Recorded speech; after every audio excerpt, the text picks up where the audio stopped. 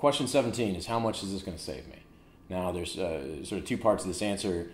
One is if you were to buy solar the way most people bought it 5 years ago in cash, then it's a pretty complicated answer. You got to make some assumptions about how much electricity is going to rise over the course of the next couple of decades. You have to make some assumptions about how long the system's going to last, and then how much you're saving is a function of how much energy it's producing and how much you're paying for that energy. But in that case, what you need to know is that it's something called net metering, where if you produce a certain amount of energy, you sort of sell it back to the grid for what you would have paid for at retail. It's like a one-to-one credit and roll over minutes. So whatever if you made more than you produced this month, next month it'll be sort of a credit for next month.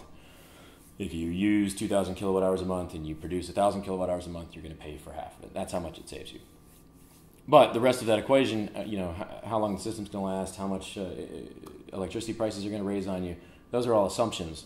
The good news is you don't have to worry about that much anymore. Most of our customers, everybody nowadays is going solar with third-party ownership where you're paying for the energy. And in that case, another company owns the system, and they're more or less selling you the energy in a way that's cheaper than your utility. And they will guarantee the production of your system in a way where if it doesn't make that energy, they cut you a check.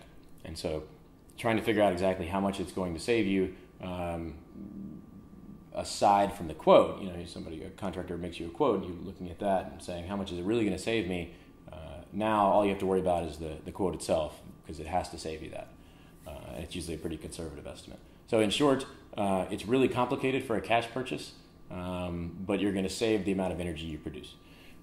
For the way most people are doing it nowadays, it's really simple. If your utility charges 17 cents a kilowatt hour and solar boils down to costing you 13 cents a kilowatt hour, you're saving 4 cents a kilowatt hour, and you multiply that times how many you use over the course of a year, and that's how much you save. And of course, if you get a quote from anybody, that they're going to detail very clearly how much you're saving over the course of a month, a year, and the life of the system.